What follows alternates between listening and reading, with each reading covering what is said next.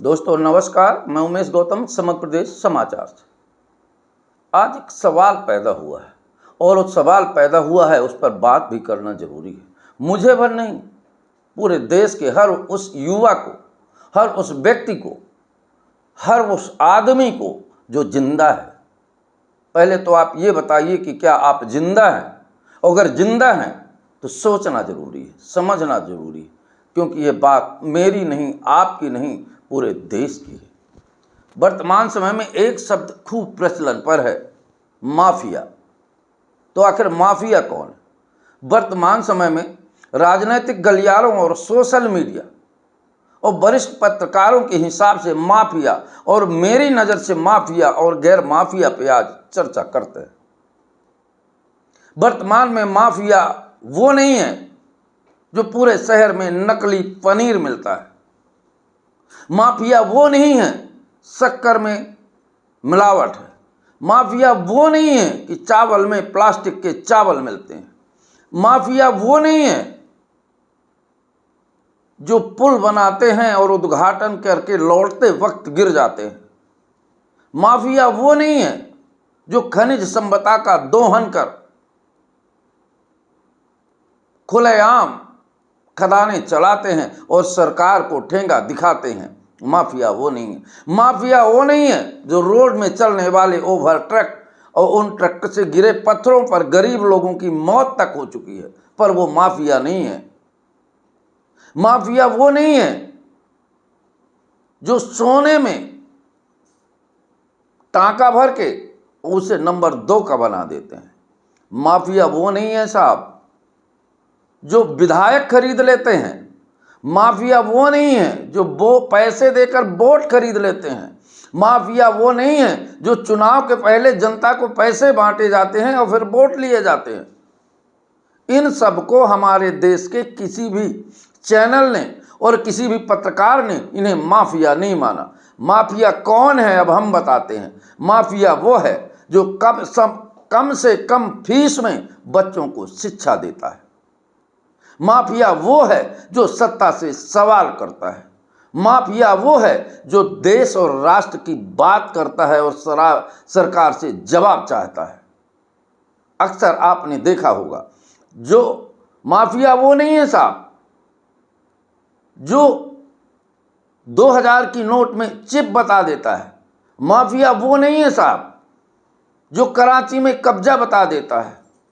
निश्चित तौर पर 2047 में जो माफिया मैंने बताया, इन माफियाओं को अगर ख़त्म कर दिया जाएगा तो निश्चित तौर पर 2047 में भारत विश्व गुरु बन जाएगा, क्योंकि ना तो कोई सवाल करेगा। और एक बात और बता दें, सरकार ने माफिया उन्मूलन के लिए कठोर कानून बनाए हुए हैं और उन सख्त कानूनों के दम पर सरकार इन माफियाओं को ख़त्म करने में पूरी ताकत लगा रही है। जो कम पैसे में शिक्षा दे रहे हैं, कम पैसे में अस्पताल खोलकर लोगों की सेवा कर रहे हैं, ये असली माफिया है। वो पत्रकार जो सरकार से सवाल करते हैं वो माफिया है। जो राष्ट्र की और देश हित की और देश के अंदर फैली अव्यवस्थाओं की बात करते हैं वो माफिया है, क्योंकि सरकार से सवाल करते हैं। और अगर ये माफिया सरकार के कठिन निर्णय के दम पर, सरकार के प्रशासनिक ताकत के दम पर ये माफिया खत्म हो गए तो देश निश्चित तौर पर 2047 में विश्व गुरु का, दुनिया का, धरती का, आसमान का, स्वर्ग का सबसे बड़ा ताकतवर देश और विश्व गुरु बन जाएगा।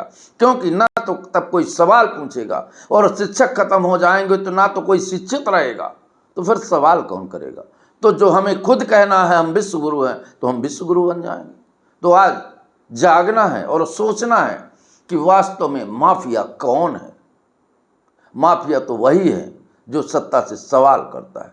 माफिया तो वही है जो सच की बात करता है। माफिया तो वो शिक्षक है जो बच्चों को कम पैसों में शिक्षा देता है। वो चाहता है कि हर गरीब का बच्चा पढ़े, हर गरीब की दवा हो, हर गरीब की बात सुनी जाए, और उसको सुनाने के लिए मंच में आके, चैनल में आके, सोशल मीडिया में आके अपनी बात रखता है ताकि सरकार के कानों तक जाए और सरकार उस पर कार्रवाई करे। और कार्रवाई क्या होती है उसको ही स्वयं देशद्रोही, राष्ट्रद्रोही कह दिया जाता है। यहाँ तक कि जो पाकिस्तान को हमारे देश का मीडिया कंगाल, भिखमंगा तमाम शब्दों से सुशोभित करता है, फिर वही मीडिया ये कहने लगता है कि अगर ये सत्ता से सवाल करता है तो इसको फंडिंग पाकिस्तान से हुई है। अब सोचने की वाली बात है कि राजनीति का कौन सा दौर चल रहा है, और इस दौर में गौ और गंगा की बात की जाती थी। जिन मुसलमानों से डराया जाता था वो भी कहते हैं कि गौ को राष्ट्रमाता घोषित किया जाए, राष्ट्रीय पशु घोषित किया जाए। पर वर्तमान में विश्व गुरु लोग अब वही देशद्रोही हो गए जो गौ को राष्ट्रमाता की बात करेंगे। उनको पाकिस्तान से फंडिंग आने लगेगी, वो चर्चा करेंगे। तो सोचना यह है मेरे देशवासियों, सबसे एक ही सवाल कि सच बताइए असली माफिया कौन है, और जो असली माफिया है सरकार को उस पर कार्रवाई करनी चाहिए।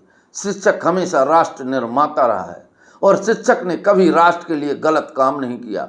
आज़ादी की लड़ाई हो या देश के विकास की बात हो, शिक्षक के ही पढ़ाए छात्र और शिक्षक ने ही राष्ट्र निर्माण में और देश निर्माण में अपने खून पसीने को एक कर दिया है। शिक्षक एक ऐसी कौम है जिसने अय्यासी और ऐश धर्म कुछ नहीं माना, केवल उसने देश के लिए शिक्षा अपनी पूरी ताकत झोंक कर देश को ताकतवर बनाने की बात सोचा।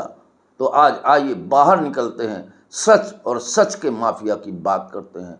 आप भी बताइए कि सच में माफिया कौन है।